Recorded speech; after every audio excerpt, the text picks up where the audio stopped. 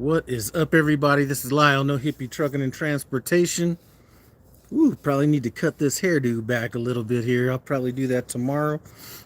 Got them gray hairs. That wisdom's kind of coming in right quick. What's up, Afro? Shoot, I'm about to get there myself. Tim Travels, what's going on, man?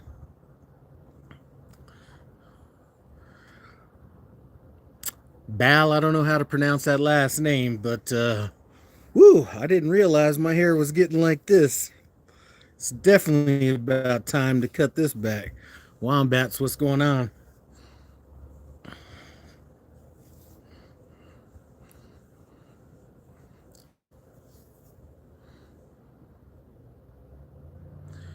DJ Crime, I am sitting here chilling so hard I can't even believe it.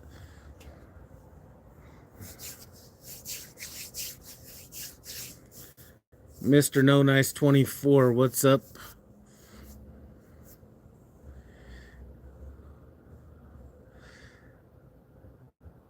Got that Wild Turkey 101, gonna have OF tonight.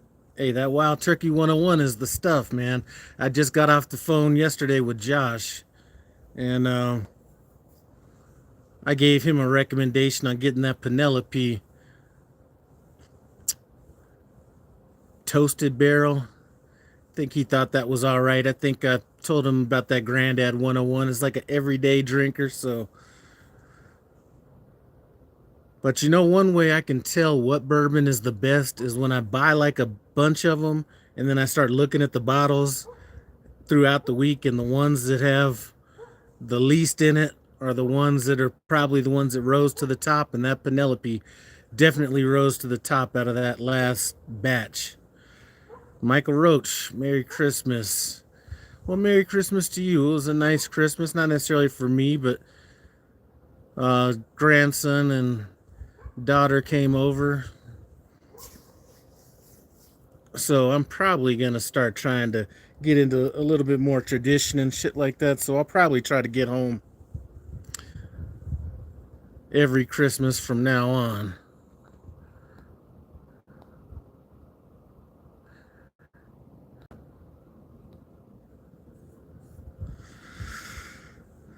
Why was it? I don't know who said they didn't have a good Christmas, but that was not me. Any time away from that truck is some good time. I don't even want to see that damn truck. I was gonna go out this morning and go grab the truck and bring it by the house and start loading some stuff in it, but we got a little bit of rain out here yesterday, and it was just cold enough this morning to where it was just slick enough to where I didn't want to do that in my truck.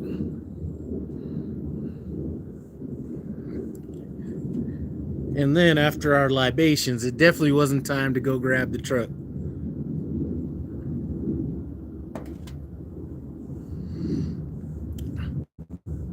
Tim travels with some wisdom. Nobody on their deathbed ever wished that they'd worked more. I agree.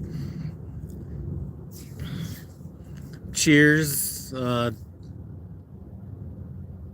MMA. How to pronounce that. But anyway, just got some things to handle around here. I'm going to come out the first week of January. I'm not sure what date. A lot of that's going to have to do with the weather forecast. So in a couple days, within 7 days, I'll be able to look at that weather forecast and know if I want to leave on the 5th or 6th, or if I'm going to leave like on the 2nd or 3rd. So I'm not 100% sure on that. It's going to be all dependent on the weather. Cheers, Leah. But I got some people coming over tomorrow to deliver some furniture. And then I got some junk removal people coming over to pick up some stuff that I'm not using anymore. I'm not sure if Tommy Unfilter's in here, but if he lived out here, I'd probably hire him to come over here and grab the stuff.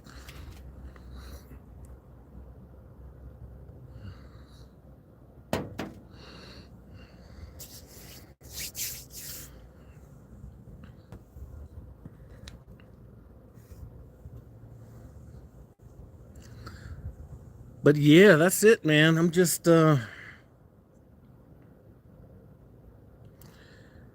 Just chilling. I think I need to figure out what my new rotation's gonna be as far as time out and time home. I still have some stuff that I need to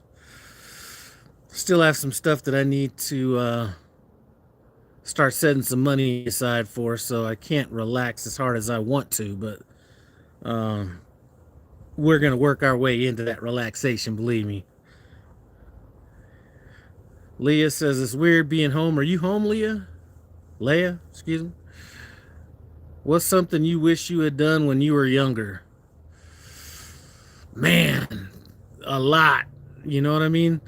I mean, I think I did pretty good as far as well, a lot of it was luck. I think I did good as far as setting myself up for when I get older, for when we get older, but I, I probably would have been a little bit more conservative with the money.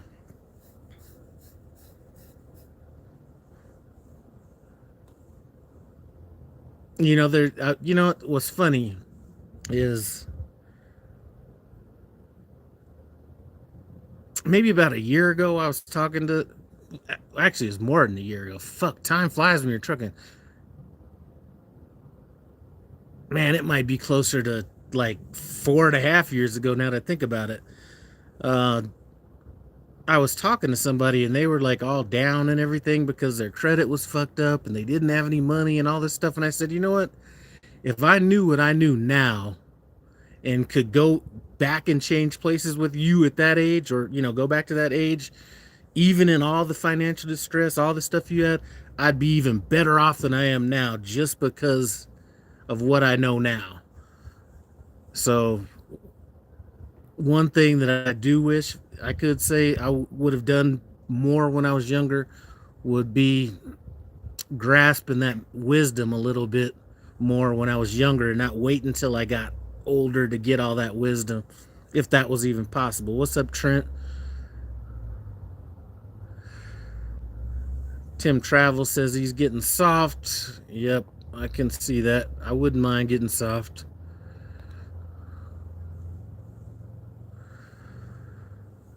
But yeah, that's one thing I do wish that I could have done was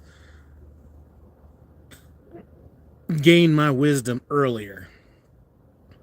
You know what I'm saying? And one thing I'll say I did right when I was younger was, and a lot of this was an accident, and it's kind of the same way trucks came along. Not the same result because I wasn't going to thug it out as long as I had to, but just getting into that real estate market when I was super young was probably the best thing that I did. That right there, one decision I made back in 2000. Well, I bought my first house in 1990, I think 98 or somewhere in there. That was the first good step I made. But then when I wanted to get another house, I was saved by the market. So the market was so bad that I couldn't sell my place. So rather than buying the house I wanted, I just bought another house. So I still have that house. So, well, I had both of those houses at that time. And keeping those houses is probably what those two houses is probably what put me in the position financially more than anything I've ever done. Whether it's investing, 401ks, any of that kind of stuff, that right there.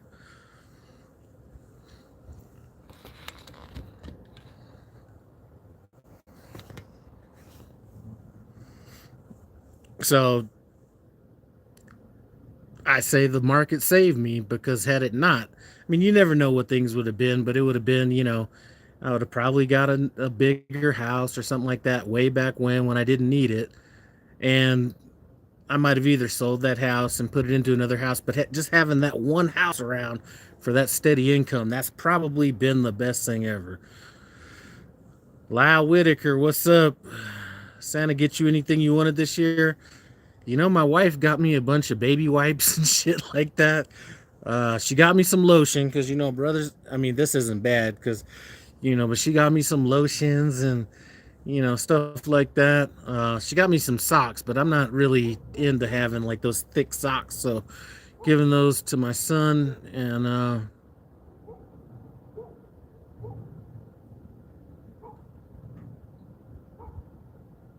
just random shit. But I'm not the one to be getting all. I'm not a Christmas guy myself. The only thing that's gonna make me even interested in Christmas is my grandson. All right, if you could go back in time to age 25 and give yourself some advice, what would it be? Fuck trying to look cool. Fuck trying to be cool. Stack that bread, drive, because it wasn't till maybe I was even forced into it back in the days when I was like, you know what? I'm done having credit, done buying cars, financing cars, all that kind of stuff. So a lot of my 20s was wasted in car payments. And I probably was buying a car like every year, something like that. A lot of that was because I was in the car business at that time. But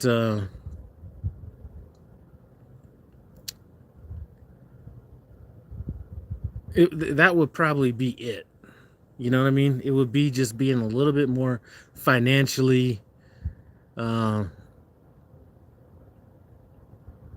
literate. Well, not even literate. I knew better, but when you're 25 years old, you never start thinking about getting old. You always think, like, even when I look at myself now or think about myself, I don't think about myself as a 56-year-old. I still, if I really think about myself, I think about myself as like somewhere in my mid 30s or something. I mean, that's kind of what my brain is saying. I mean, my body's not saying that, but that's what my brain is saying. But that would be it, man. It would be understanding that you are going to get older and life is short, but it's long if you're old and you ain't got no money set aside. Let me tell you that. That right there is true. 412, I'm at the crib, not leaving till the 3rd, but I'm starting the year off with the 7K repair bill. Hey, man, you can't skip the struggle. And that's one thing that last year taught me is it cannot get worse than last year. And, you ever watch that movie Pulp Fiction when John Travolta is saying the guy scratched his car and all that stuff, and he almost wished he could have caught the dude because that would have made it almost worth it. Last year was so bad that it almost made it worth it going through that to make everything I feel like I don't even think I could feel this like grateful or this like relaxed had I not gone through that. So last year was actually a blessing.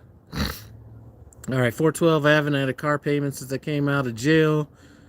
I was the king of the buy here, pay here whips.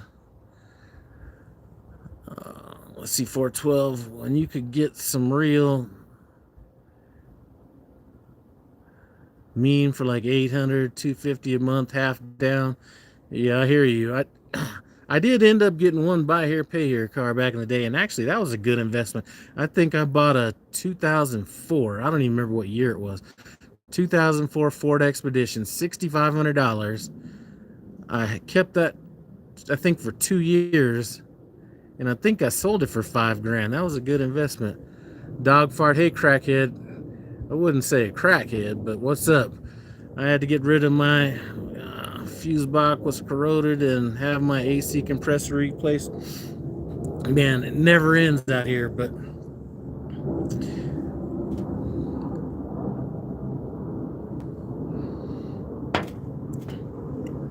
that is one thing that I need to do is start replacing out these cars. My truck, I got a 2009 Dodge 1500 Ram 4-door Hemi.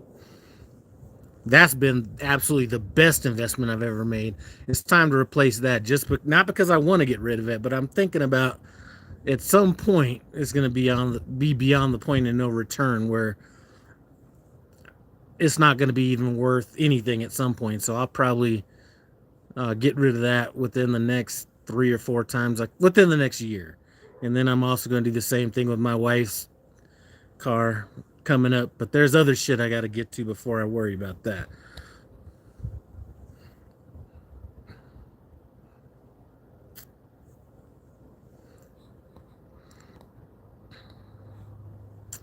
Let's see. Tim Travels had 84, 85, 86, 87, 88. Finally broke the cycle and brought a 90. 412. Do I have the 5.7 in it? Yeah, I got the 5.7 in it. But listen, if I was at home driving that thing like all the time, like right now it has 191,000 miles on it. Still strong as a motherfucker though.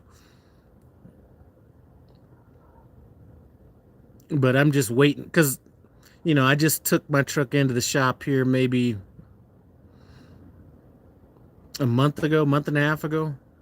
Anyway, my wife, no, I was here last time I was home, whenever that was. And I told him, hey, if the bill's more than like $1,000, this right here is a donation car. So if it's more than that, I'm done. I'm not dumping no money into this thing.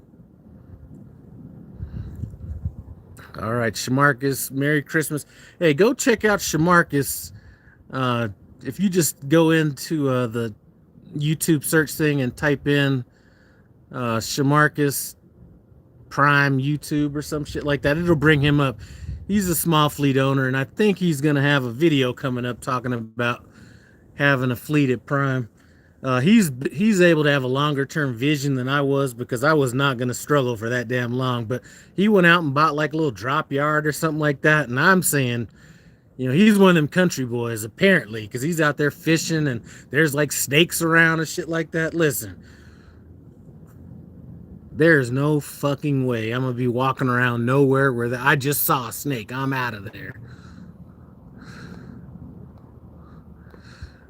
Edgar, my Ram has 78,000 miles on it. Love the truck. It's 2015. Yeah, that's them Ram trucks. I'm gonna tell you, I probably can't kill that thing, to be honest with you. I probably need to replace the belts, but man, I just don't want to put much money into it. In my wife's car, them tires on her car cost a grip. So I'm just almost thinking, before you spend money on tires, it might be time to just sell that bad boy.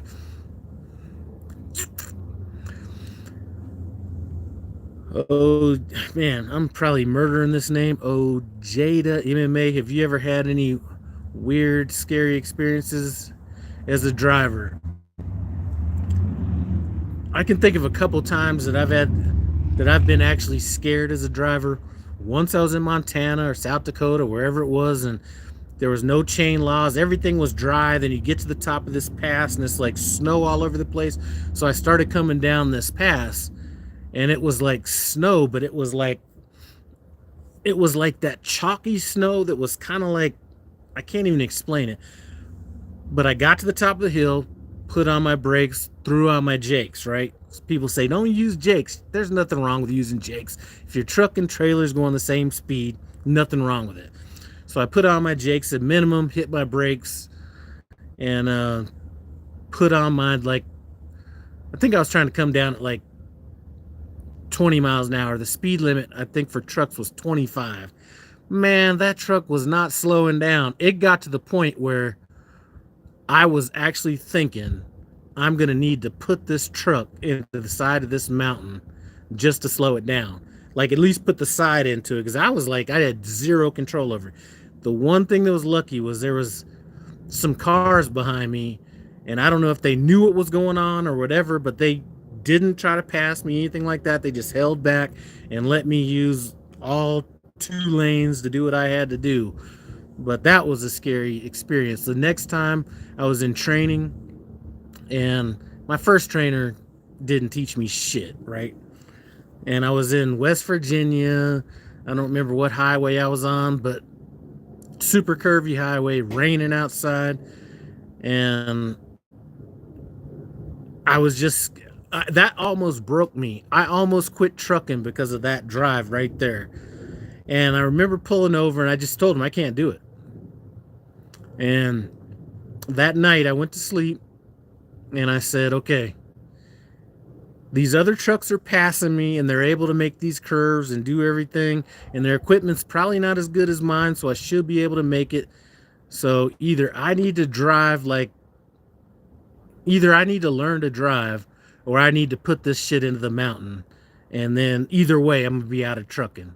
So I just said fuck it, and I just drove. I just said fuck it, let's go. And once I got past that, I was good to go. But those are two times I was seriously scared. Edgar, just replaced my wife's 2024 Altima. Why did you replace a 2024, bro? 412. Look, I know this is crazy, but you need to have somebody to take that engine out. I'm telling you, you get rid of this truck, keep the engine. Let's see.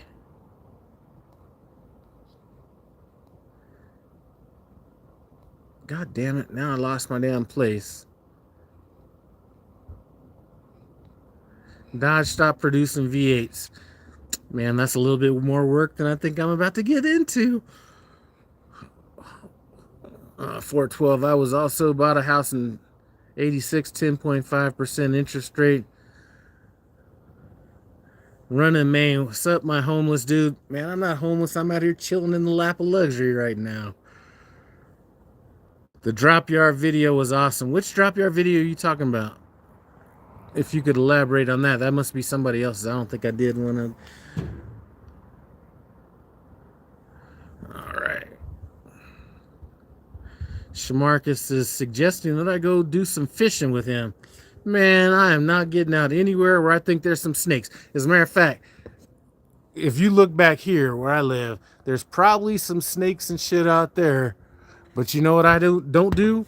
I don't fucking go out there. And if I see them in the yard, then they're dead. I don't like leave them alive and all that kind of stuff. I don't care if they're the ones that kill. They're dead if I see them.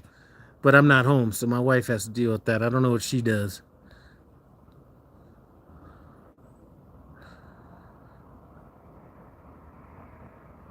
I know the Denver area has to have some tire hustlers. Yeah, I'm sure they do.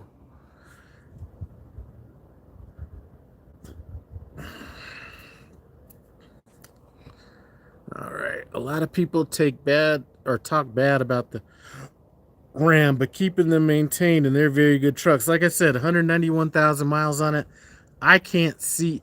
My only problem with that Ram truck is that when I bought it, had it been a Colorado truck to begin with, it would probably be better. But it was a Missouri truck, so now it's kind of starting to rust in areas. Cars in Colorado do not rust. But this was a Missouri car, starting to rust like on the bumper and on the side. And I can only imagine what else is going on. So that's my only issue with that damn truck.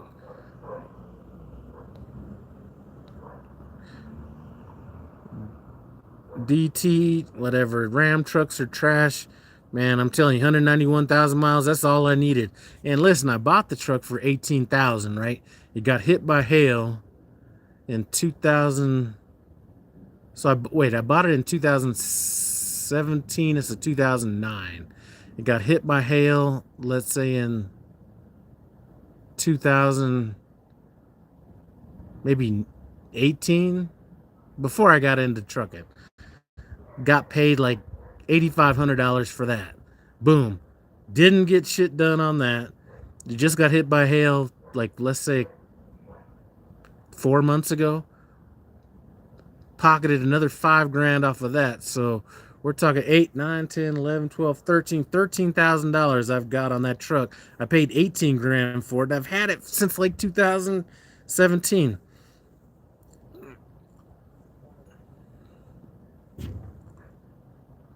So I don't know. And again, I don't necessarily care what anybody thinks about my cars, trucks, none of that stuff.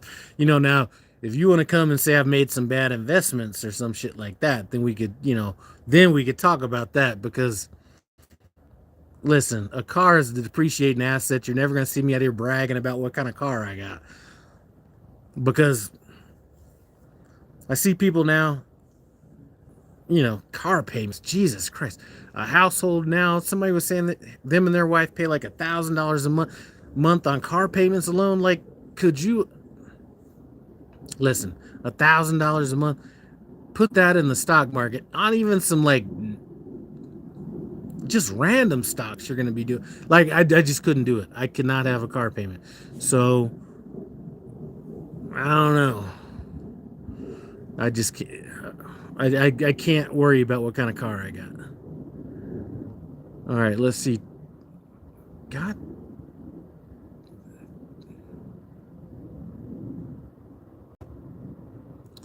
Let's see.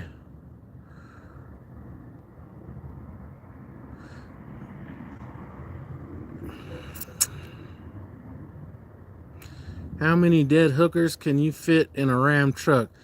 If I cleared out the bed, I could probably stack about 15 of them in there, I'd imagine.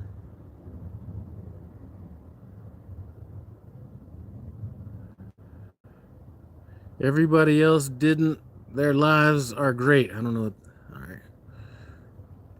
Terry, my biggest regret is not joining the military. I wouldn't be half the piece of shit I became if. And my whole family was in the Navy. Had a brother in the Army, and my dad didn't go, so I didn't.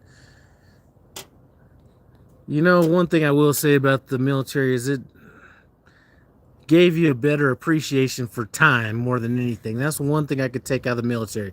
A lot of the other shit, not so much, but the emphasis on being on time, that right there is definitely something I carried forward. The first trip I took out, I drove to Vegas to LA. All right, Terry, I hear you. The only problem with Dodge, you're paying a lot for the engine and shit, but the rest of the quality is trash. Why people dog out Dodge? Man, I'm telling you, if you would have told me that my truck would still be running like this many years later, I'd be ecstatic. Or I am ecstatic. Shit. Ever thought about putting Starlink in your truck? Nah. Not really. I don't have I do have a TV, but the only reason I have a TV is because one of my drivers put a TV in the truck, and really all that shit does is get in the way because I don't turn on the TV. Lyle living in a house with 28 square feet. Meanwhile, I'm paying $1,700 a month for 980 square feet in a 3-bedroom. That's another thing I did right was, well, the first thing I did right, man, see, I'm lucky. That's really what it comes down to, right? Is, so in reality, when I bought my first house, I was too immature to really be buying a house, right? But my best friend got married and he started growing up faster, so he bought a house. So that kind of put me on that track, right? So I bought that house. Then, like I said, I got the second one, and then started going through this, these financial problems. So that slowed me down, right? Well, not that I was thinking about buying any more houses, but then when I was going through all that financial distress and everything, around 2012, I felt like the market was coming back around. So I told my wife, hey, it's time to jump in the market. So we got in, bought a house. And like before the market was still down. So we got a good deal on this house, or on that house at the time. And I stayed there from 2012 to like 2017. And I told my wife again, this market's about to blow up. Or no, it was just now, it had already blown up. But I was like, there's still deals to be found out there. And sold our house. I think we bought that shit for like $180. Sold it for like $325 or something like that. And then bought this one for like $417 in 2017. So this has all been kind of luck. And then I sold the townhouse. Now here's the thing. The first house that I bought was a townhouse. my wife was, or not my wife, my sister was going through cancer. And she was living in this apartment where she was having to walk up and down all these stairs and everything. And I was like, fuck. So I said, you know what, just move in to, just move into my townhouse.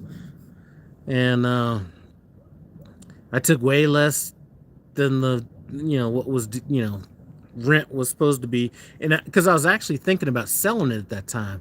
I think the market value on that place would have been about 140 at that time when I was thinking about selling it.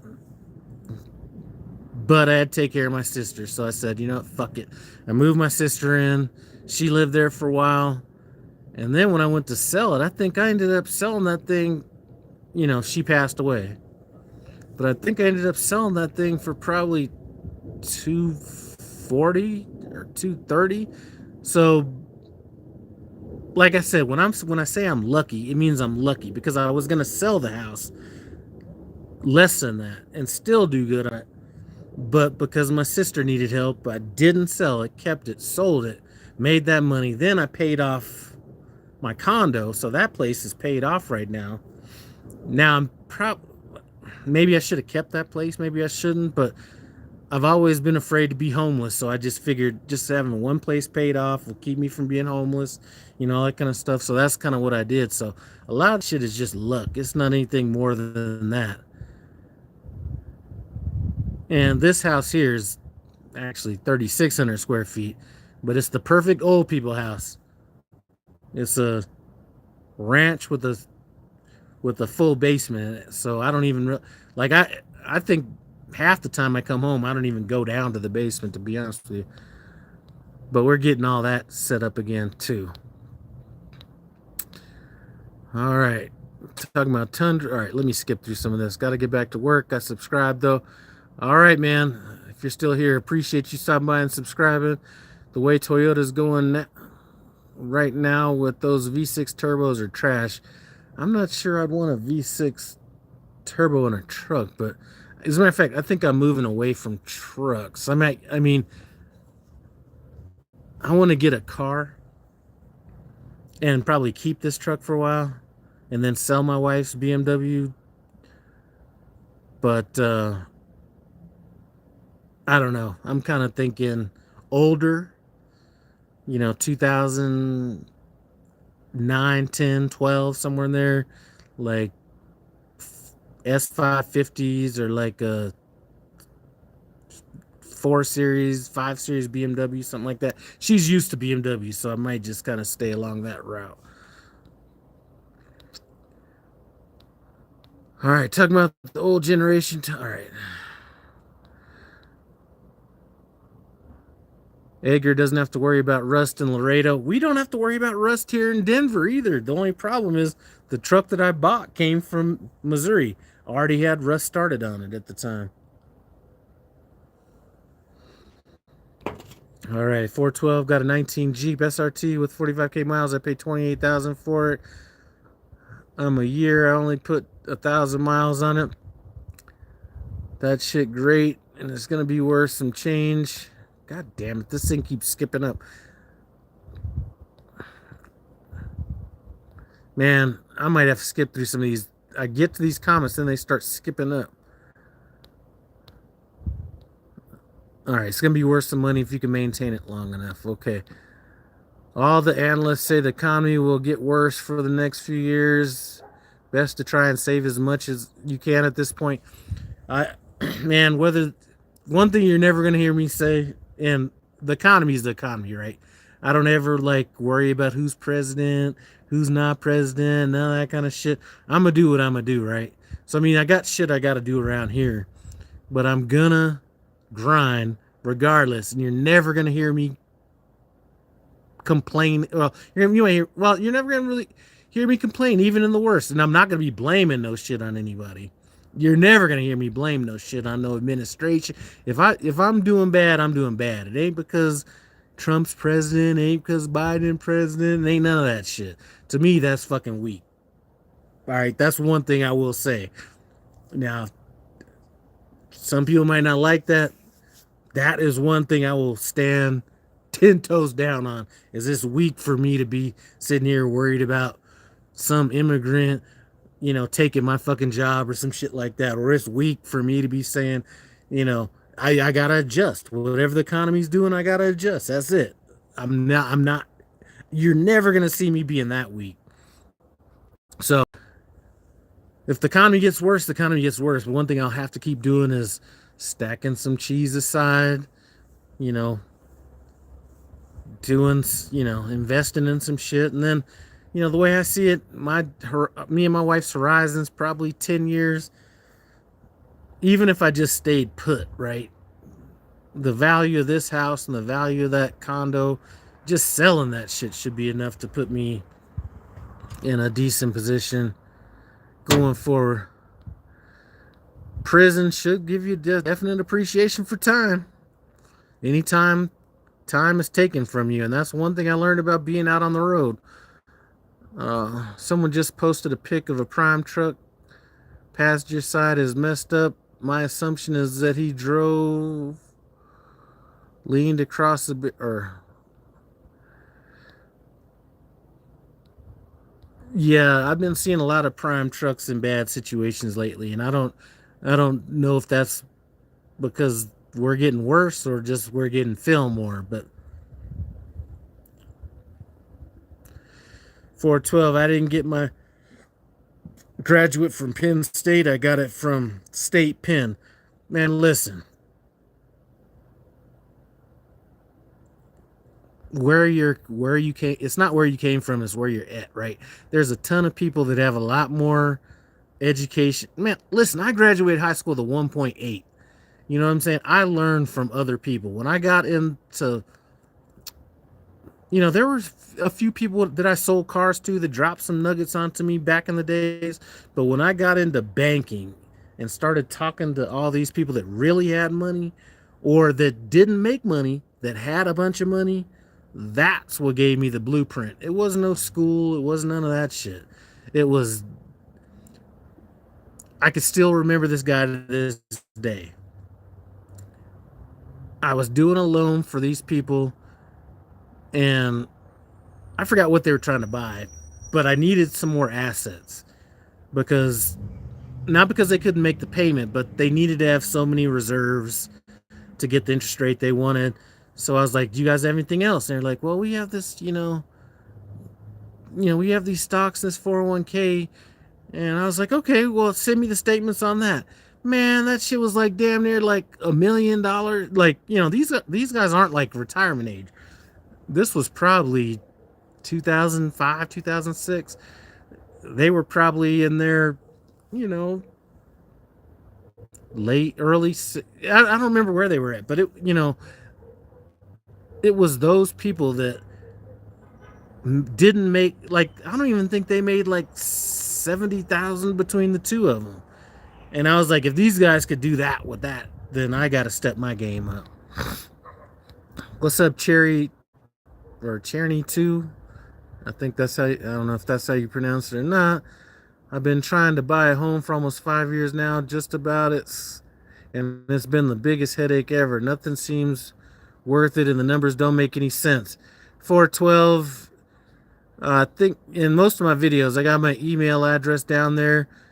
nohippiebbbq@gmail.com. Send me an email, send me your number, we could talk about it, and I could tell you, kind of what the real deal is on it, and then at least give you kind of a roadmap on what to do. And I have helped a guy here buy a house. Old school people that look at old school like trucking videos. There was a guy, his YouTube name was One Rich, and we started talking. I told him what he needed to do. He did it. Next thing you know, he bought a house. So give me a call. No one cares. Okay, these nuts. If you don't care, I would say get the fuck out, to be honest with you. I wouldn't sit here and waste my time either. What I can afford is almost damn near the abandoned home. Then home 40 years ago, the price of new builds makes no sense. Sometimes it's just getting your foot in the door, man. Once you get your foot in the door, it may not be in what you want. But that's really all you need to do is get your foot in the door.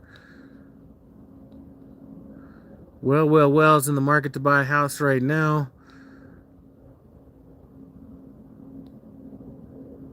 I ain't trying to pay over 150K for no home.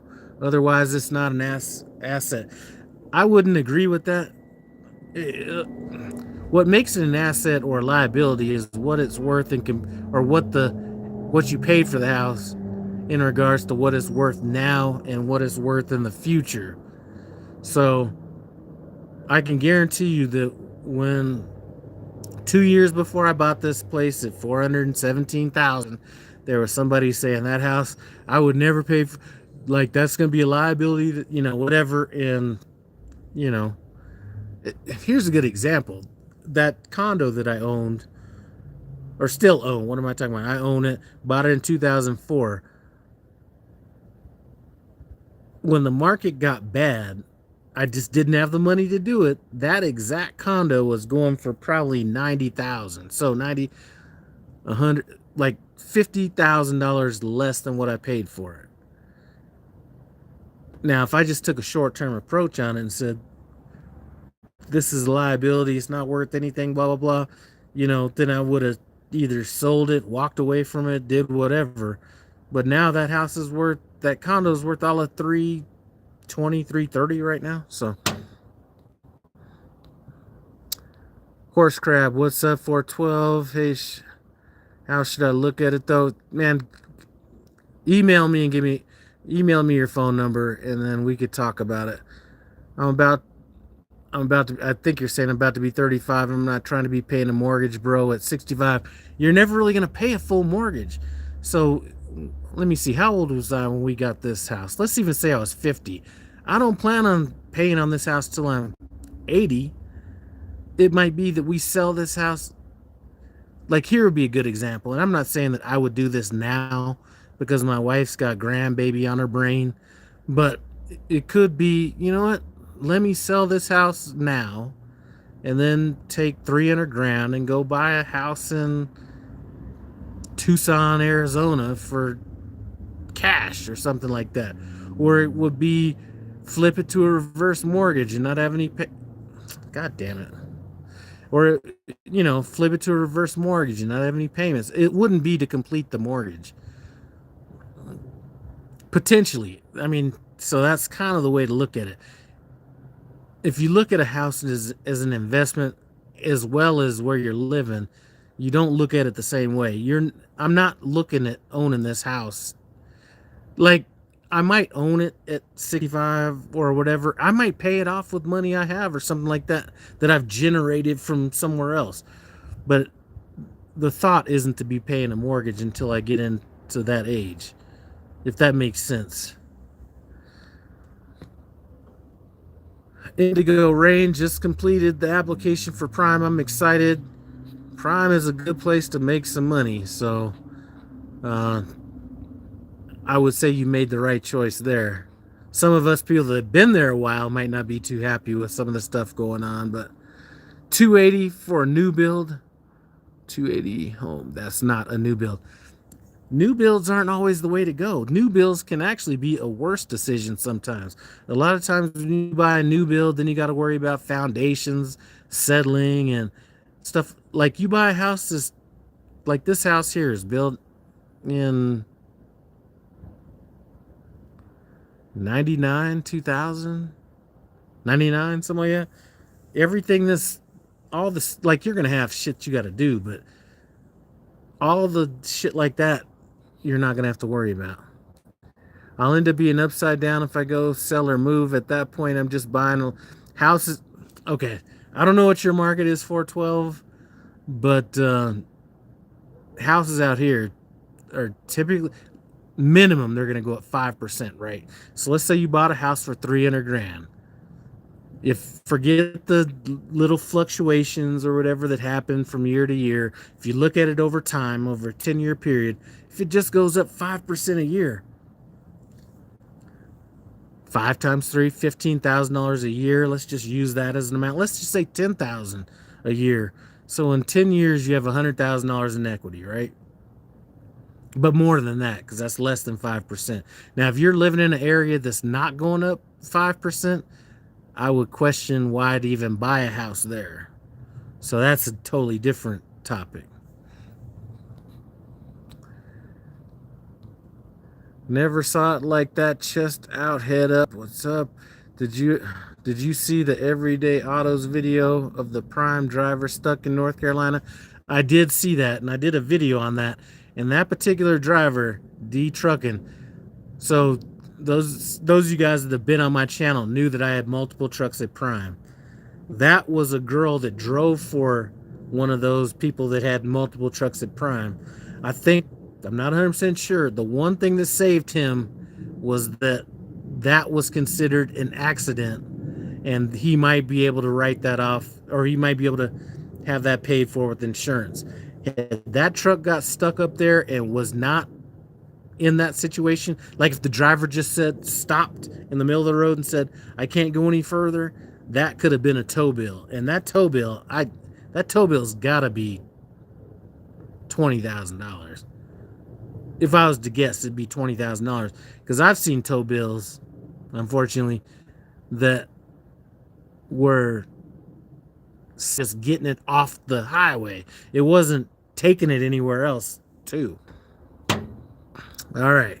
Tim Travels. I saw Prime on a back road in PA the other day. Shouldn't have been there. I know that area well, and there's no pickup or delivery on that road or nearby. I think this new navigation system Prime is running is like really fucked up, to be honest with you. And one thing, hey, 412 is exactly correct when he's replying to Terry about them Pennsylvania, Maryland, Virginia, West Virginia. If I see state routes out there, I try to avoid that shit at all costs, because I did make a mistake. Like, maybe I'm gonna get is if I take this other route, other way, I'm gonna run out of time, and whatever it was. I mean, I was still gonna get it on time there, but the way I wanted to run the load. So I was like, you know what? Let me just take this other route.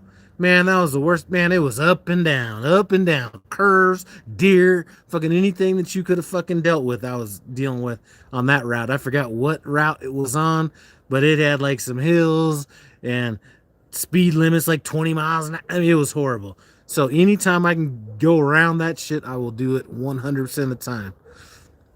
All right, Lyle, your home has to be worth about $750, if not a little more. I don't know.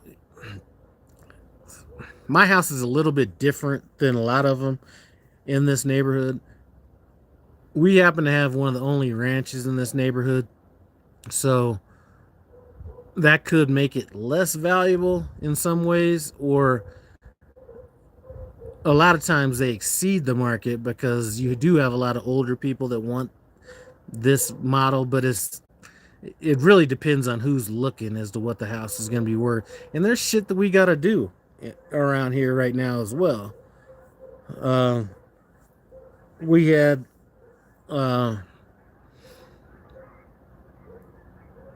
there was a big ass rainstorm that came out here, so we got the carpet removed downstairs because there's a little bit of flooding down there. So we got to redo, get all that stuff done back up again. I want to redo the bathroom, at least two of the bathrooms. So, I mean, I'd say that it wouldn't be impossible, but it would depend on what else is on the market as well. All right, 412. Yeah, I'm definitely looking at it the wrong way as you explain it. Get in the door, use as leverage. That's what I'm talking about. And then you stack that money to move somewhere else. And a lot of times it's backtracking. So, for example, now, like I said, it's different now that I got a grandkid. Before I was like thinking, you know what? Maybe there's some other places I'd want to live.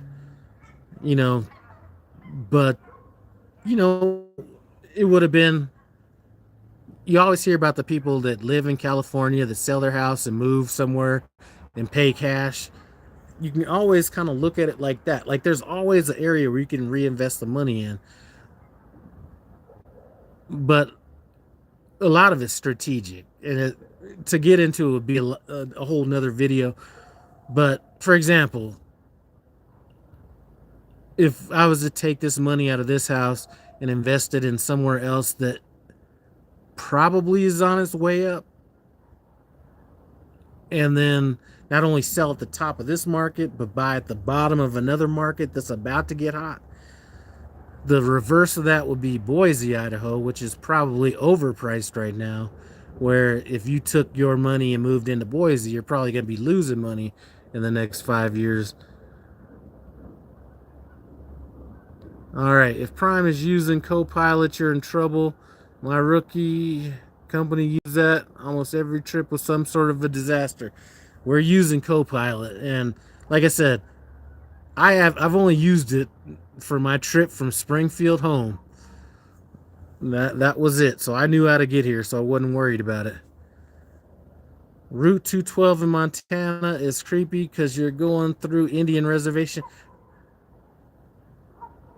I don't know if Terry's still in here. I don't remember what route I took when I was in Montana one time, but there's a cut through between two highways, and I've taken that, and I still will take that if it's ever available, but I forgot what route that was. Indigo Rain, are there female trainers currently available at Prime? Man, I don't think so. I think trainers at Prime are just hard to get in general right now.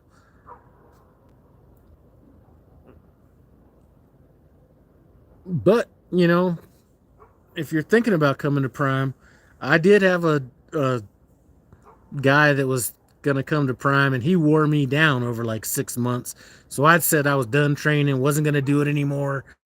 And he wore me down, so I finally trained him. So if you see somebody out there that's a female that's either a trainer or, you know, qualified to train, maybe start grinding on them a little bit. They might do it. All right. You ain't lived until you drove through the Wind River Reservation in Wyoming, one of the most beautiful scenes.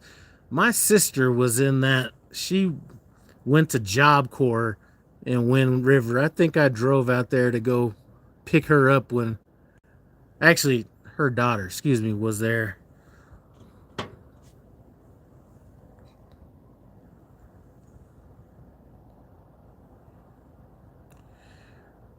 Tyree, I got no problem going through it in the day, but at night I'm good.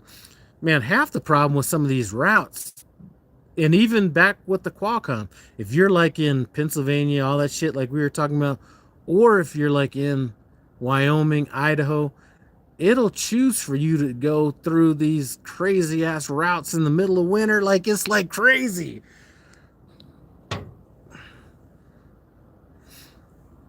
So I think new people that don't understand that, you know, could be in a world of hurt.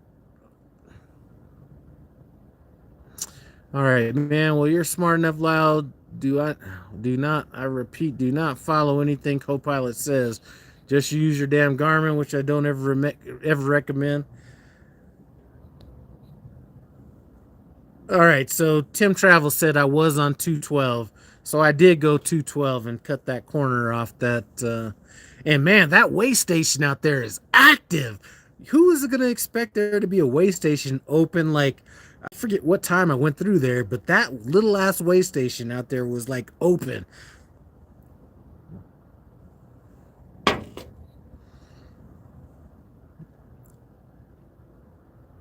These rookies have no choice but to use the CoPilot because they won't have enough money to buy a GPS. Man, I still don't have a GPS I feel comfortable with. The one thing that was good about the Navigo was once you got within 2 miles of anywhere, let's even say 10 or 15 miles, that shit was spot on. I'm here now. This new navigation shit gets you in the area, but doesn't get you to the door. That's what I liked about the other navigation. All right, Humberto, does Prime train for flatbed? Yes, they do. Here goes Tim Travels. Tim Travels is okay. some people call me old, but I'm like Gen X, right? I'm an old Gen X. So Gen X would be 65 is like the earliest. So I'm like born in 68.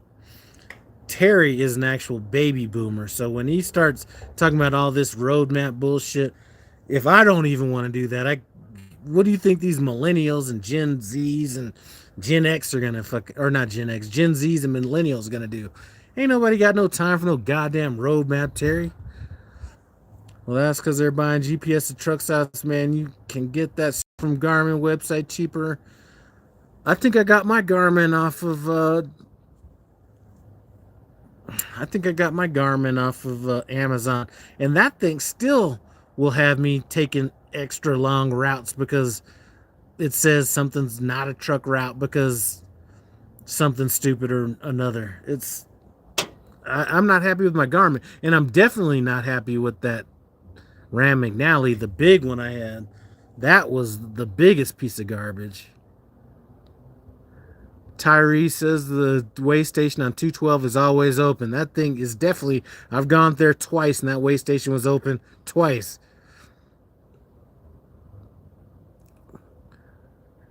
All right, 412 uses the road map, rarely uses it unless it's oversized load. Yep. Georgetown, Kentucky, and Indianapolis, Indiana is the only places I do dropping hooks back down to Laredo. I'm beginning to love Laredo, actually. Self-driving trucks will kill your job. Now within my trucking lifetime, so hey, whatever happens when I hang up the keys, it happens. But it's not gonna happen within my drive cycle. There is none GPS that hasn't let me down. I agree with that. All those GPS act up, but they're better than the truck GPS. The Peterbilt GPS is a nightmare, but what it is good at is trip planning. So I guess this new shit Prime does the same thing. But the beauty of that thing is it's so big on the Peterbilt, and it'll give you different routes. So I can actually looking at the Prime's new GPS doesn't give you the same. It'll kind of give you a different route, but not really a different route. Like it won't tell you unless, well, I haven't used it enough, but I could be coming out of California. It's not going to give me 3 routes, like taking 40, 10, and 80 or something like that. It's just not the same. Self-driving Uber cars killed all the taxis around here. Hey, I can imagine. Listen, I only have a few more years left to driving, so if it happens in that after that, I'm fine. But it ain't happening within my lifetime or my drive cycle.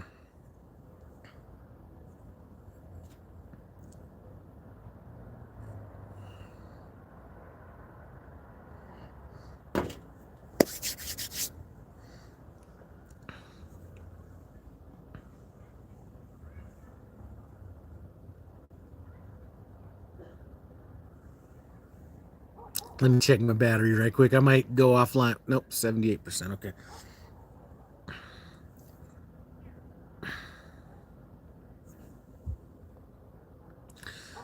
But one thing I've been able to do a lot more that I've been home is get on Facebook and look at different shit like that. And one thing I will say, and I might sound like Terry at Tim Travels right now, but we need to bring bullying back. I've been seeing so many people doing such stupid ass shit that, bullying a motherfucker when they were in their youth would have probably stopped half of this dumb shit. I got bullied, so I'm not saying I was a bullier. I got bullied, so I lived the total spectrum. And I think bullying some of these, I guess mainly they're TikTokers out here doing all this dumbass shit. And then you see these football, basketball, baseball players walking into the stadium wearing all this dumbass clothes and shit. Somebody that would have checked their ass when their youth would have stopped all that shit. All right, let's see. Wolfman82, you cooking anything? Man, I did cook, but I didn't get on these smokers.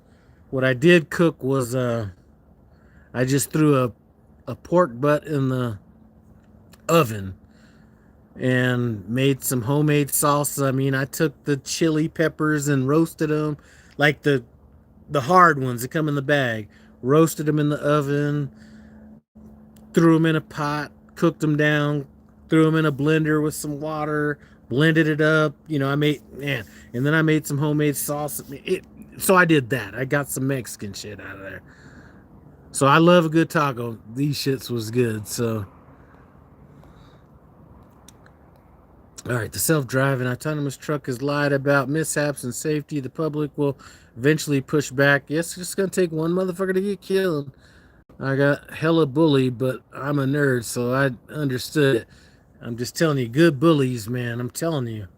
Some of this shit I'm seeing is just ridiculous. When are you getting back on the road, bro? You've been gone so long, your truck started to grow spider webs. Well, I did drive my truck a few days ago when I picked it up at Peterbilt. I think that might have been last Saturday. So it's been driven at least then. I was going to go pick it up this morning about 6 o'clock, but it had kind of rained a little bit, which is odd out here in Denver, but it rained a little bit.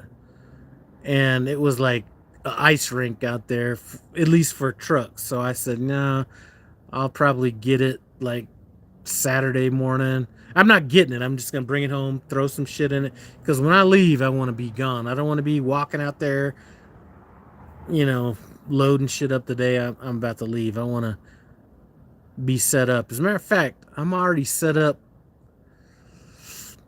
When I go back out at some time in the spring, I already got a duffel bag full of shit ready for that weather then. So I'm traveling lighter than I usually do this time out to encourage me not to stay out longer.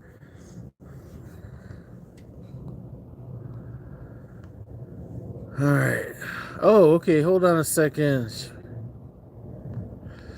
All right, Michael White. Hey, met you at the terminal. You gave me a backpack. Just wanted to say thanks again. It's working out great for a shower bag. Hope you had a Merry Christmas. Hey, Mike, that was a good backpack. It just wasn't what I wanted in a backpack. I'm glad I could give it to somebody that could actually use it, because I really literally only used that backpack like 2 or 3 times, and them zippers was just, that shit was just too waterproof for me. I needed something I could just zip out. I didn't need to be like making sure that the lip wasn't, you know. So I'm glad you like it, man. That was that was technically a great backpack.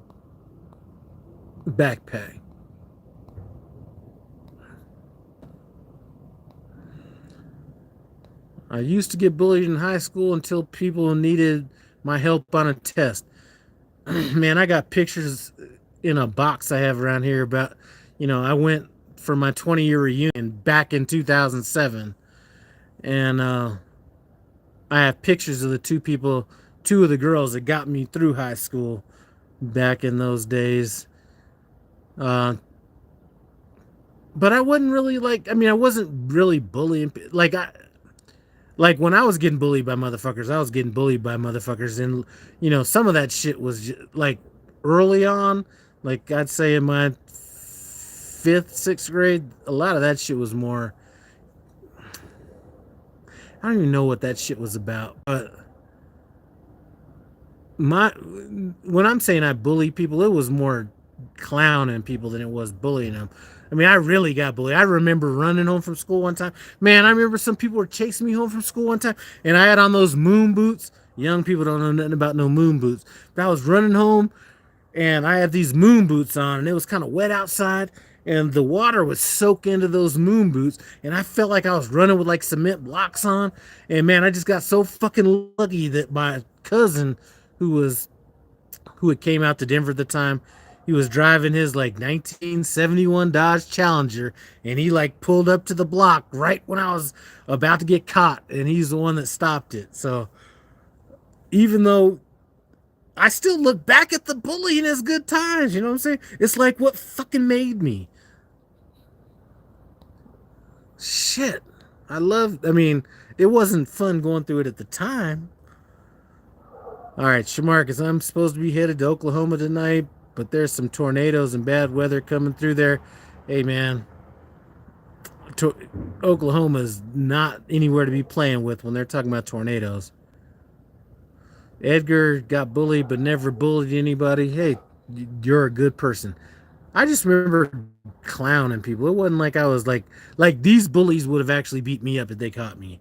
I never did that. I was just clowning people. I think I remember like throwing gum at one dude's hair one time and he had to get it like cut out.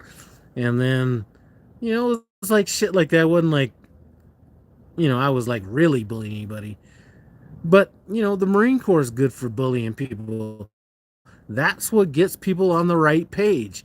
If Marine Corps, I'd say it's a little bit different than college, like the bullshit you go through at college, because I think there's more of a purpose behind it. Or I guess you could say, but hazing people in the Marine Corps and Army and all that shit, I think serves a fucking purpose.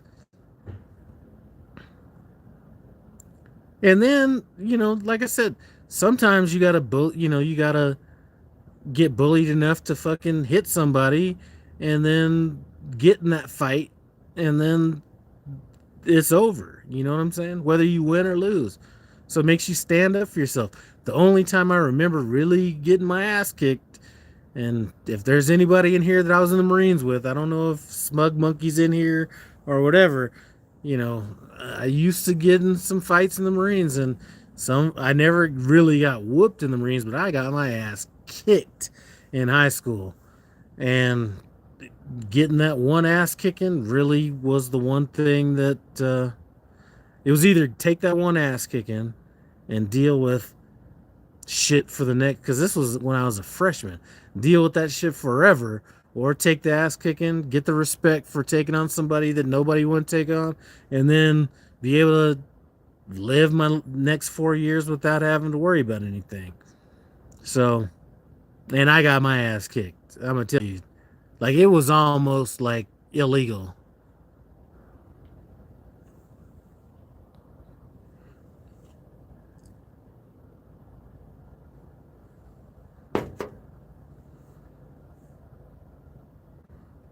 Heck, Rod, what's up? I'm just out here maxing and relaxing, as we used to say back in the days.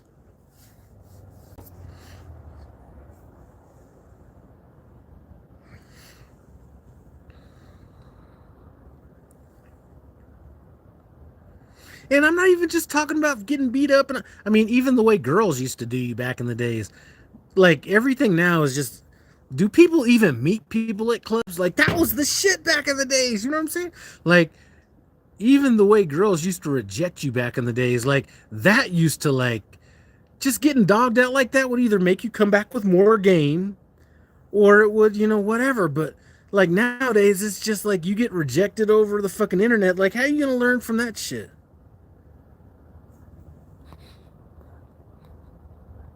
Johnny B, what's up? Armored Goat and the Crippled Chicken. Why the sad face? Man, I don't know if I look sad, but I'm happy as a motherfucker. I've been chilling since, man, I don't even remember when I got home.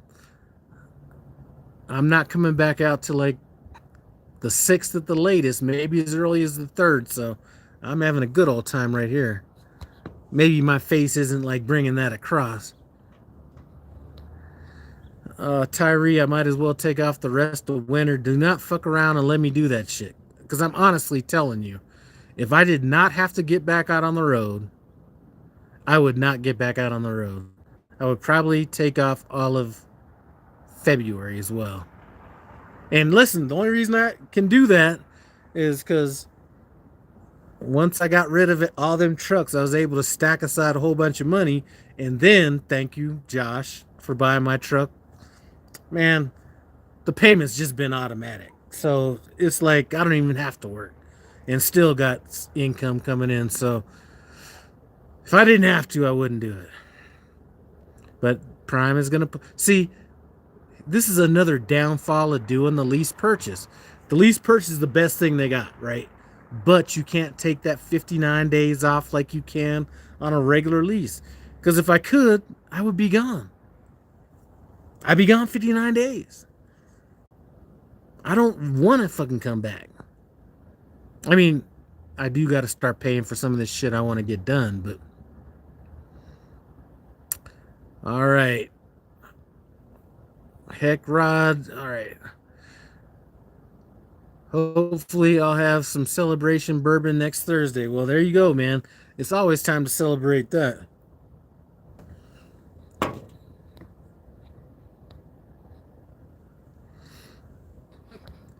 People are too sensitive nowadays, and this changed everything out here. Now, here's one thing I will say: this bullshit, like the bonehead truckers and all that shit, that's not bullying. That's being a fucking asshole. So that right there, I do not agree with. That guy right there that runs that channel, man, I don't even want to get drawn into that. I'm not even gonna go into that because I know that guy's afraid to fucking drive in bad weather. I just know that from other people. So how are you gonna clown on people when you ain't even out, when you're afraid to get out there and get in it? No night driving, no snow driving. Get the fuck out of here. How are you gonna judge anybody else? Anyway, I'm done with that. Bandit 579, congrats on the payoff. Hey, I don't think it gets paid off quite yet. I think I got one more payment, which is like tomorrow. And then my next payment should be the $100 balloon payment. And then the title should be after that. That's when we're going to level up. Booker T, can I sing a song about tequila? Man, I don't know about tequila. What was the name of that Austin, Texas made bourbon? That was the bourbon that your boy, look up in the chat. Bandit 579 bought me that bourbon. It's called Still Austin. And what I would suggest is the Still Austin cask strength bourbon, or any bourbon over 100 proof. And that stuff is some, as a matter of fact, that's what I'm drinking now. As a matter of fact, that is what I'm drinking now.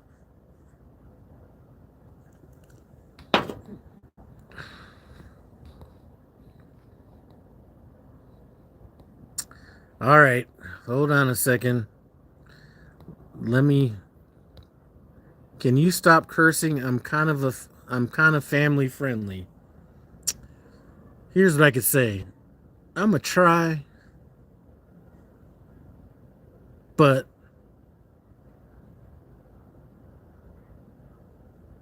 high school football, then the Marine Corps, then selling cars, and man, it's just hard for me to like.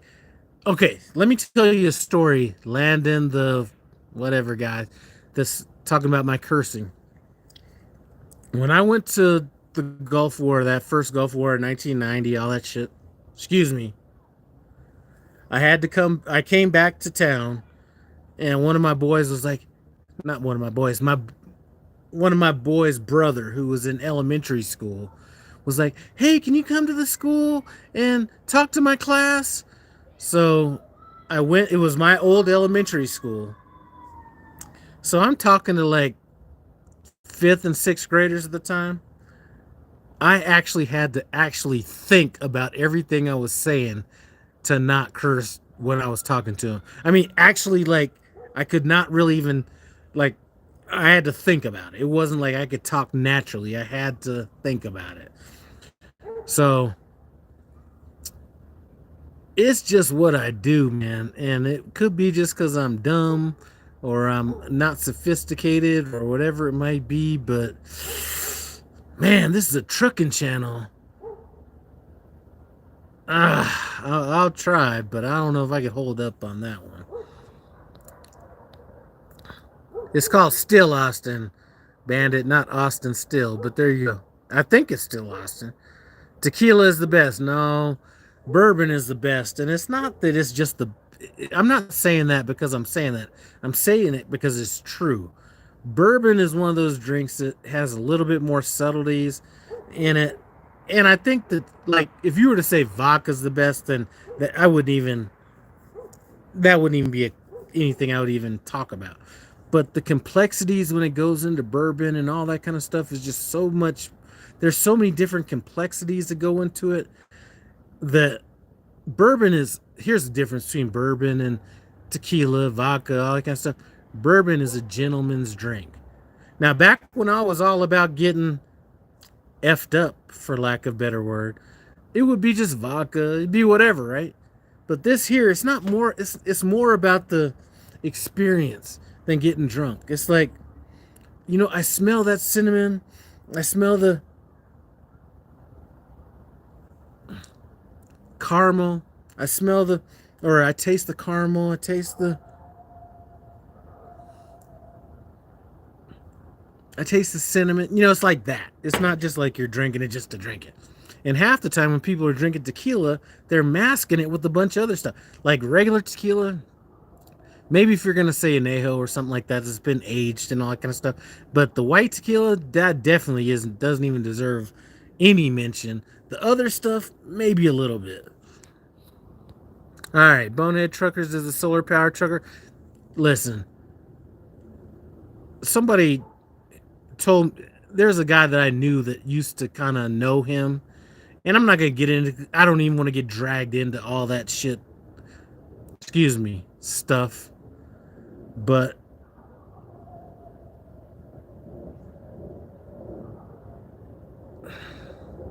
it'd be like me, and I still do it, I don't prefer to do it. It'd be like me showing video, or me talking crap or showing videos about people that are in New York City getting stuck in bad situations, and me not going in New York City getting stuck in bad, or being in the position to do it. Like, first of all, I wouldn't do that to any trucker anyway, but secondly, I'm not going to do it because I know what it's like being in that situation. Why am I going to clown anybody for being in that situation? I just don't get it.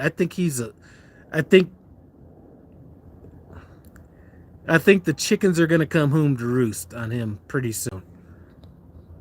Before trucking, I was a union construction worker all over New England. If you don't curse, people looked at you funny. Exactly.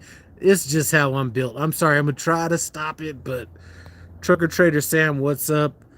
Anejo is my go-to tequila. Let me run inside and grab this bottle of bourbon so this guy that's thinking about getting it will know what he needs to get up on.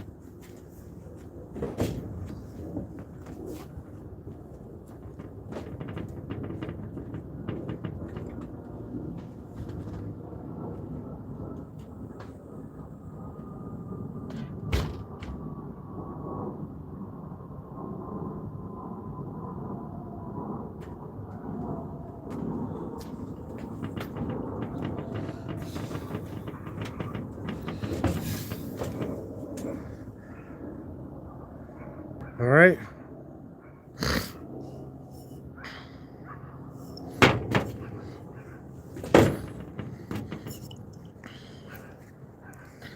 And the reason that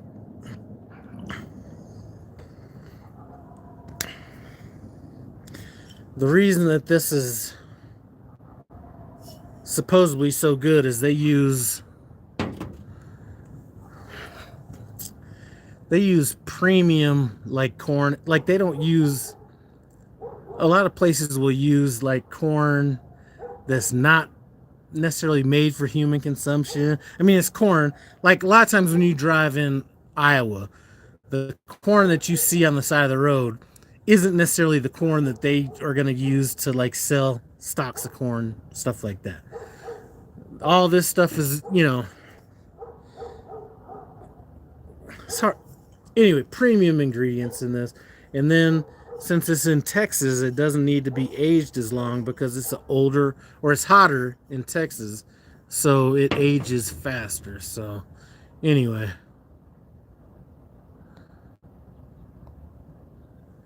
so Edgar, if you took a picture of it, I would say any of that product, regardless of what kind it is, because they have multiple bottles.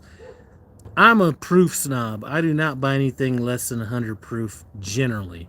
Now, there's some stuff that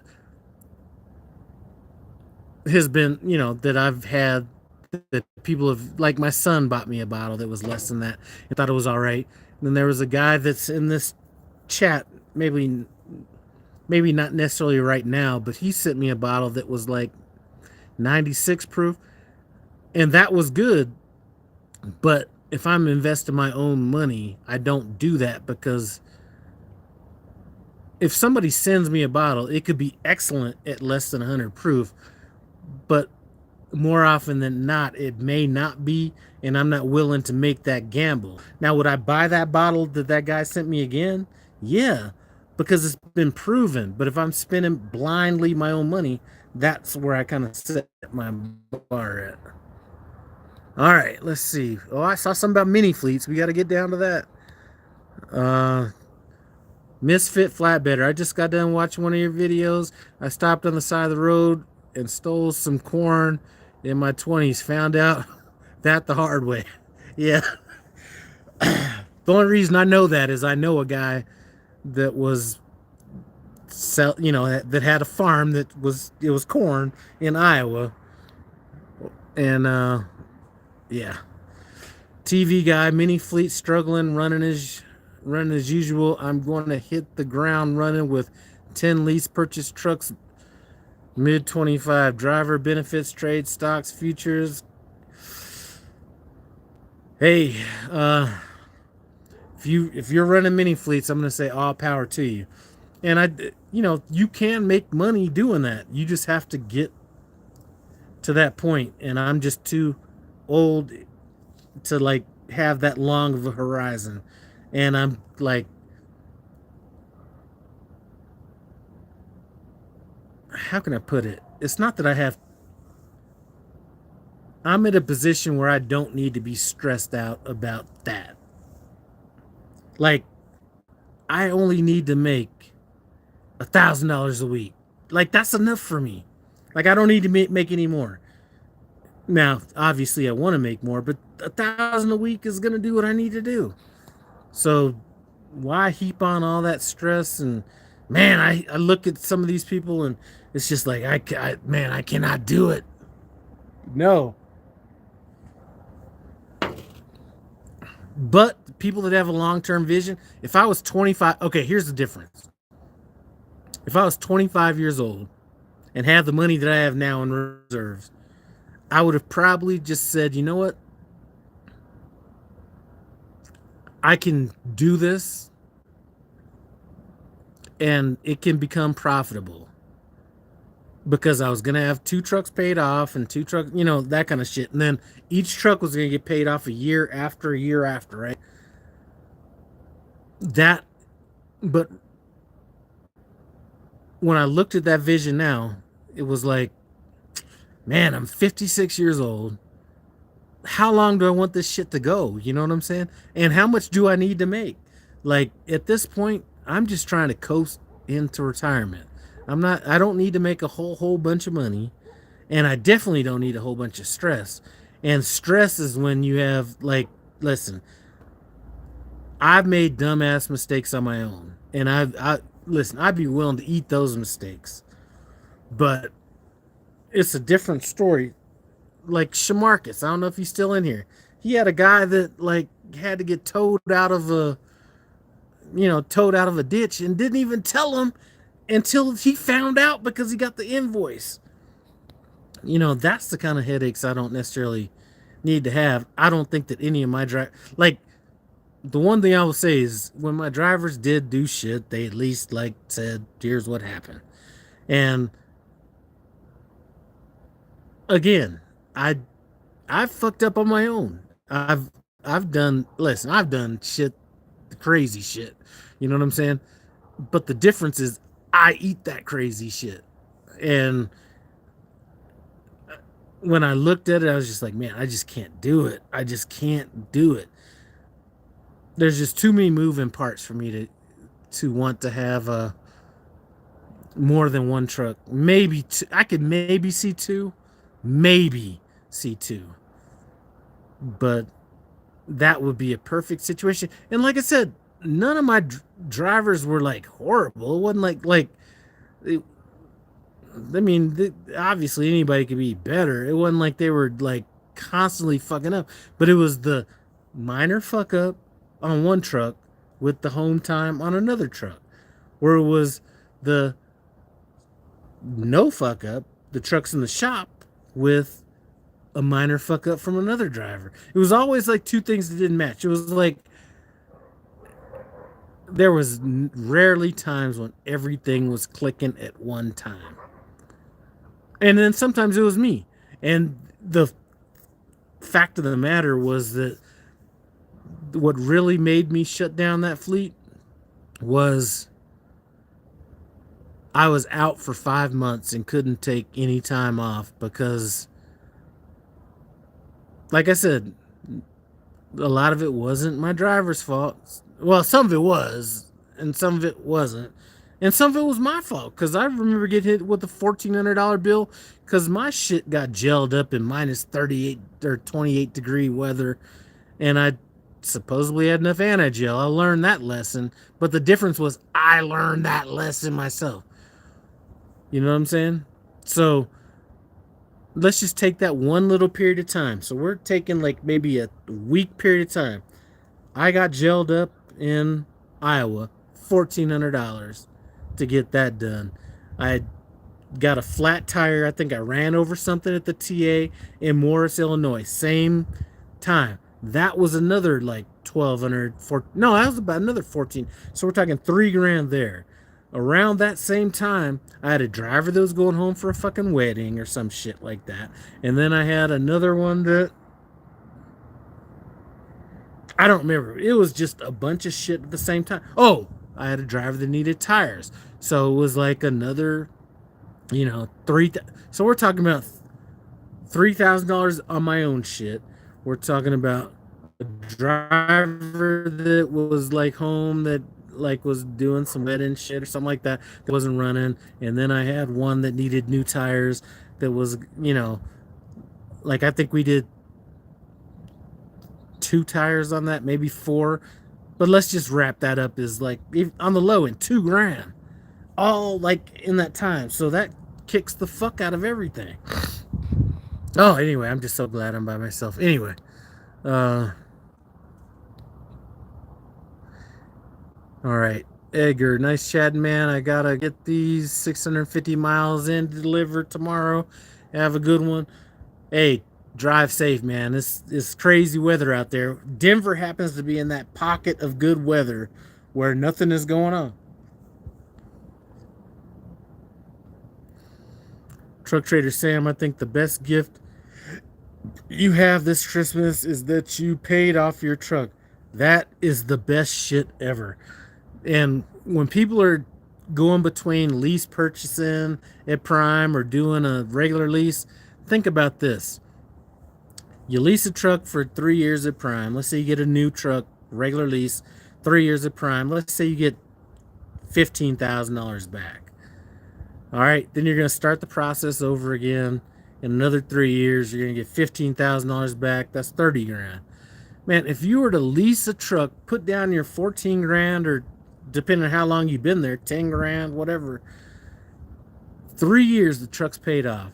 If as of right now, because you never know what Prime could be priming and say that now you can't have a truck less than 2 years old on their fleet at some point. But as of right now, 4 years to run, payment free. That's like setting aside extra. In my case, and shit, if you're getting a new truck into it with the payments I've seen lately, but my payment's like $1,100. So let's just round that down to $50,000 a year. So over the next 4 years, that's $200,000 extra money right there, minus any non-warranty repairs. So it's a no. As some people out there would say, it's the biggest no-brainer in trucking. And even if you just decide to leave Prime, get the truck, do whatever, leave Prime, take it somewhere else. 21, what's up? Oh shit, is this 21 from back in the days? 21 from like St. Louis 21?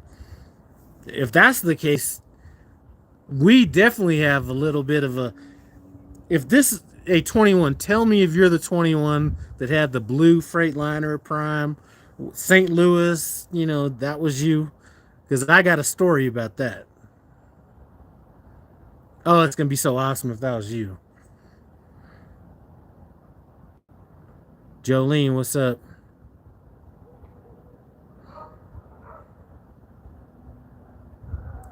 All right. Yes, sir, that's me. I've been watching your content for a while. 21. Hey, I talked about my fucked up trainer back in the day. When I was going through it with my trainer and he was shitting on the truck and doing everything and everything came to a head that day, 21 was who I called when that in the middle of all that shit, just to kind of see what I was going to be going through with all that. So he's the one that kind of walked me through it and everything and kind of settled me down because I was about to kill this motherfucker. Not literally kill him, but I don't even know if he knows. I mean, I'm sure he knows because he heard some of that shit going on. But uh, yeah. So you guys that have heard my stories about my fucked up trainer, he was who I talked to immediately when this shit was going down. And really, it was just like, this is what's going on. What do I have to look forward to? Am I going to get fired? You know, whatever the situation is. And yeah, that was it.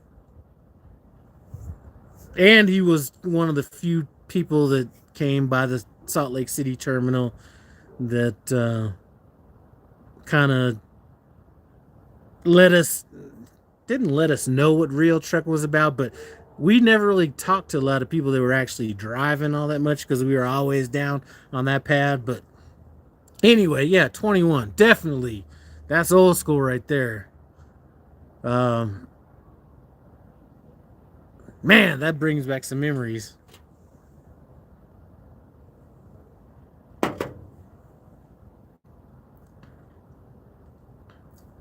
That's crazy, man. I still remember exactly where I was at. I mean, that moment is frozen in my head. And I remember you saying something like, "Man, I would kick that." I forgot how you said it, but you basically said, "I'd have kicked that motherfucker's ass." And I was like, "Yeah." I was like, I'm not gonna do that. I don't want to put myself in a worse situation. But the stupid thing about it was that guy ended up losing a load that was supposedly paying all the money. Man, I said I wasn't gonna cuss anymore because I had some sensitive guy in here with his family. But anyway, yeah, man, that was crazy. Anyway, 21. I think the last video I saw of yours, you were like buying you'd bought like a Camaro or something. And I thought about, well, I think about you every time I was going through St. Louis because I know you were from there, and I was like, man, every time I come through St. Louis, it's like man, that is one place. It's like, some people forget, like the first three times I went through St. Louis, I always missed that damn exit off to the right where you're supposed to go off to the left and go into Illinois or whatever. But anyway,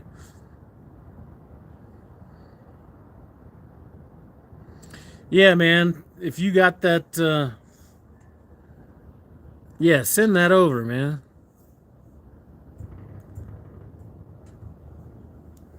Man, that'd be good, shit. Cause he was there since I was like, you know, as far as my trucking career, knee high to a jackrabbit.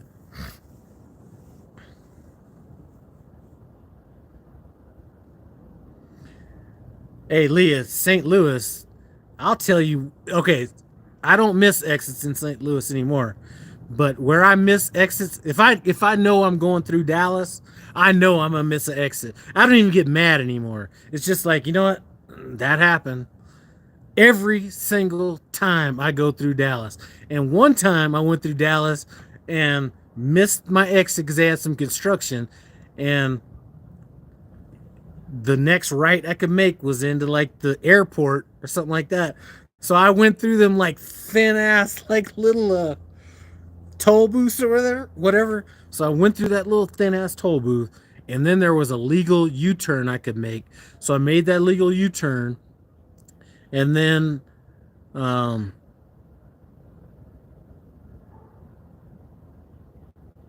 Hey, Leah, I was on the toll roads when this happened.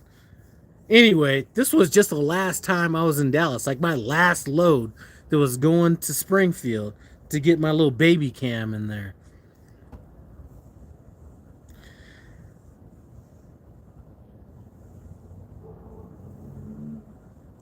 Yo, Dallas has like 20 exits at a time. God bless them drivers. Man, until you know where you're going, like exactly. So they'll have like two exits, and one will be like here, and one will be like maybe like point 0.10 miles down. So it'll be like, stay right, stay left. And it's like, I already committed to go right. So now I gotta eat this, I gotta eat this. Dallas, I just know I'm gonna miss an exit in Dallas. I'm not even worried about it anymore. It's just like, okay.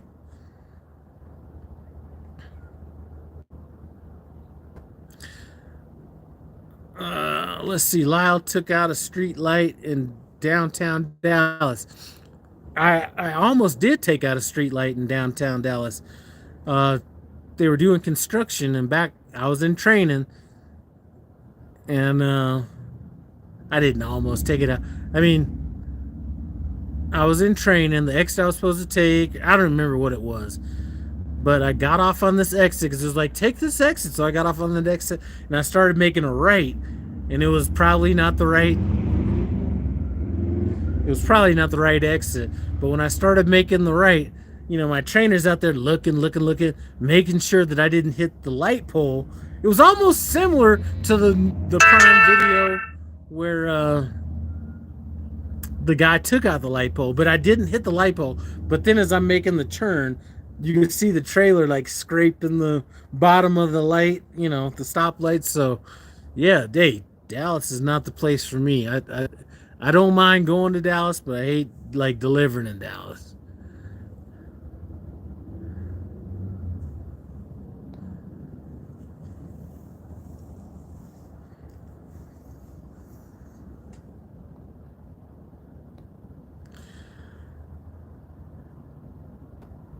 All right, let's see. Your bad trainer was a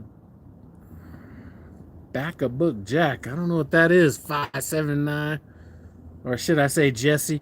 Man, I still gotta thank Jesse for them tacos he brought me when I was out in San Antonio with that TA out there. Those were some good ass tacos.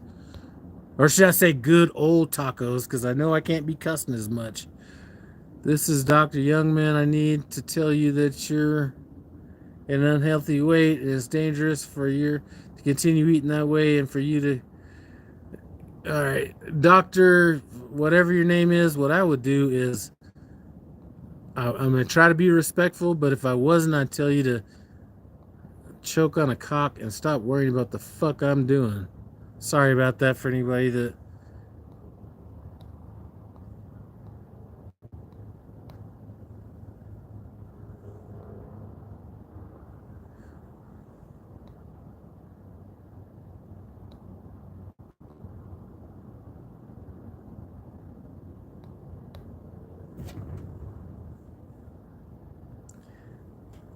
Now, would you like to retort?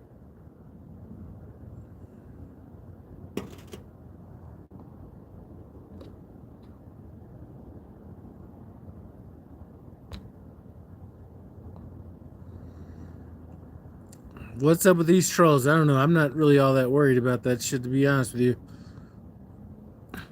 Any doctor on here looking at a fucking YouTube channel needs to either get better at his craft or find a better way to recruit business. All right, this motherfucker. I could do a whole bunch of things. Let me just get rid of this motherfucker because I cannot do this one.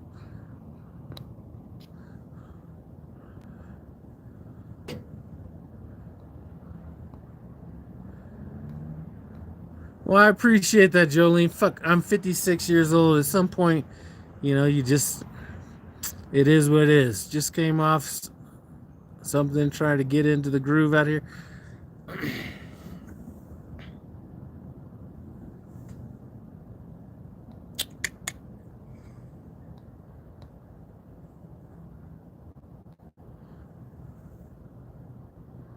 Just came off.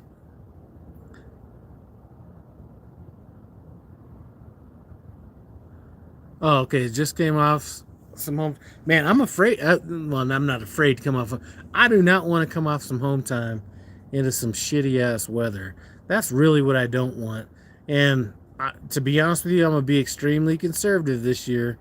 I am not gonna be messing around with this bad weather this year. It's just not gonna happen.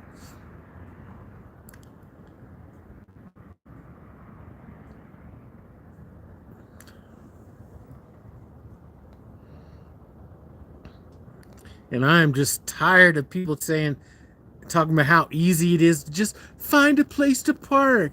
You know what? The easiest way to do it is just to pull over and not drive. Motherfucker, listen.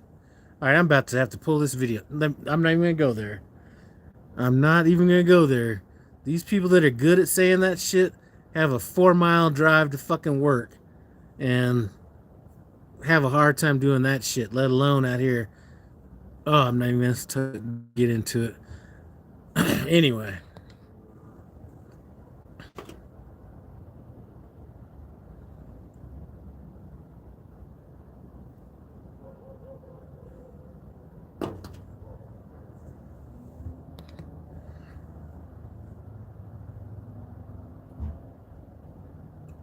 It is so easy to tell people when to get off the road when you aren't on the road.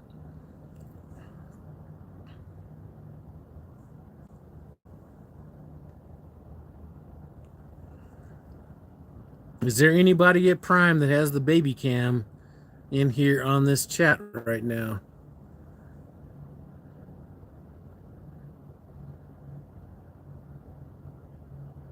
Oh, I cannot stand that shit. Oh, Leah, that is the one. Okay. Well, listen. If you are, do not be one of these people talking about how it's not all that bad. That is not the point. Whether the thing goes off 100 times, a million times, or no times at all you're doing is all these safety people and all that shit are all up in these things, listening to people say, it's not that bad. If you just do what you need to be doing, then you wouldn't have a problem with it anyway. That's not the point. It's not. And there's a video that I would post in Facebook that I don't want to post because I know that if I post that shit, they're going to be like, they're going to have issues with it. And it's basically there's surveys done about what they, not truckers, but just people in general that have all these cameras and shit on them at the workplace, and basically it's saying that it's shortening. Anyway, I'm not even gonna get into all that. Do not be out here saying that shit. It's not that big of a deal. I just act like it's not even. Even if that's how you feel, that's not what to say. I know it's, I'm doing the bullshit because I want, I don't need it, but that's what I want to do. But I'm not out here like trying to, like, half the shit I'm seeing out here is making all these people that made that dumbass mistake smile. Like, oh, see, I told you it wasn't gonna be that bad. And listen,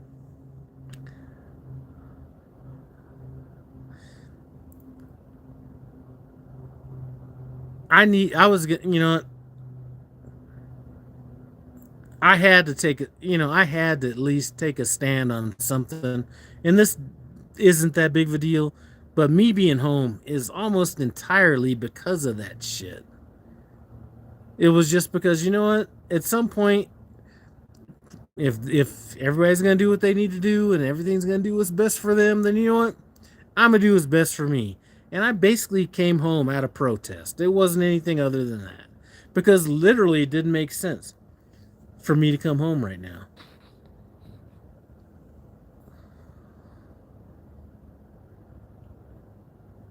I'm not entirely all that worried about all that. It's not like I'm anywhere close. I mean, it's not like I'm like there or anything like that, but um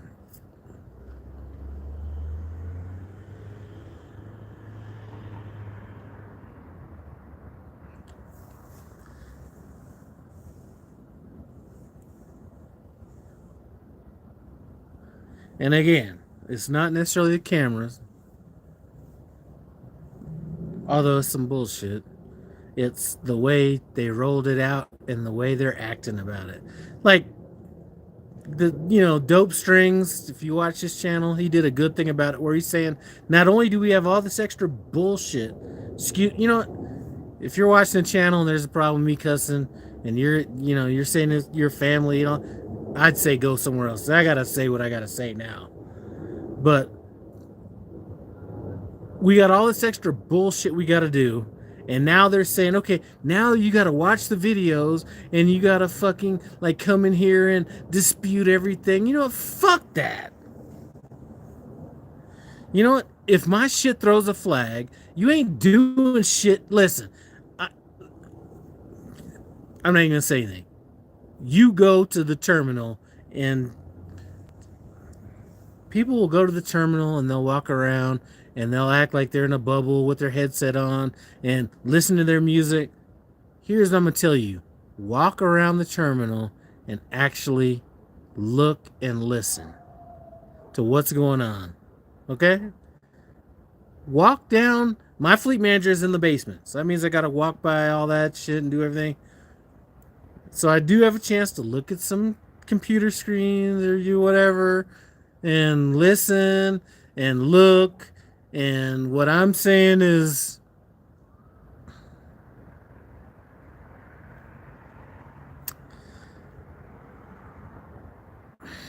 look, I don't even want to talk about this shit.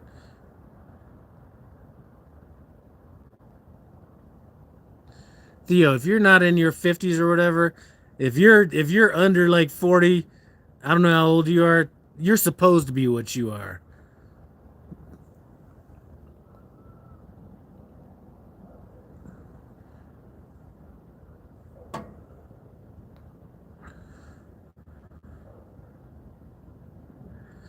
So anyway, what he was saying was now not only we gotta now we gotta do their jobs. We gotta watch our videos, see what they say, then send in a retort to what's going on with the video.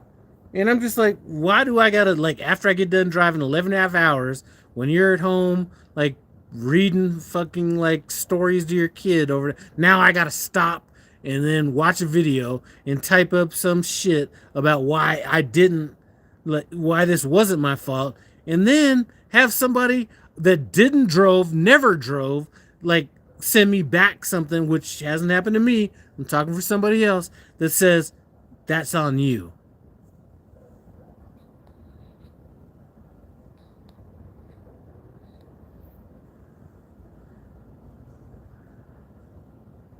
All right, somebody left Prime, went to another company. Doesn't bother them at all. It sounds like Prime cameras are bothersome.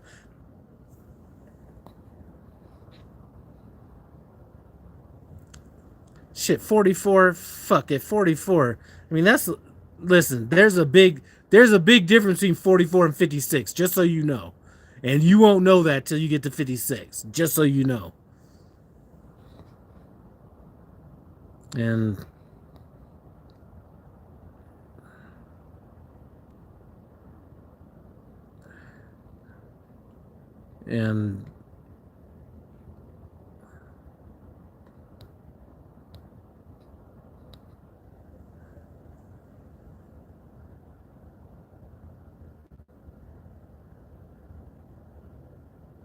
all right, let me just get rid of all this shit. I'm done with these motherfuckers.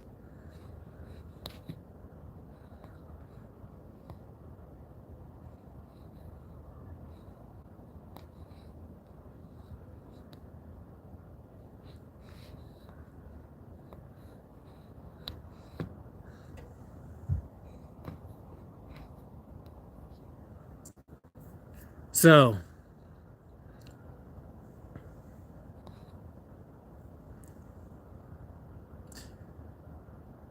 I've only done one drive with these stupid ass cameras. So, that's it. Just one. So, I don't exactly know what the long term effect is of it. But, like I said, it doesn't matter if I drive for 10 fucking years and the camera doesn't go off. It's the point. So I could easily go to Prime and say, you know what, there's all this technology, software that could track your in-house employees and make sure they're not wasting time on all these other websites and all this stuff like that. It can actually track them to make sure that they're being efficient and all that stuff. You know what's not going to happen is they're not going to have any of that software employed. Why not? Because why would they? Because there is software out there that could do that. Do you think they're going to tell on themselves? Do you think they're actually going to employ software at Prime that makes sure that all their employees are efficient? That are going to time what websites they're on, how often they're looking at their computer screen, all the different kind of stuff. They aren't going to do that shit. If they did that shit, they would understand what we're going through, but they're not going to do that shit.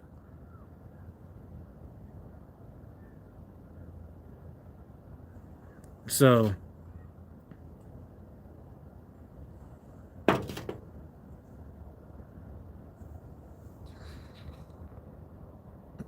that's it.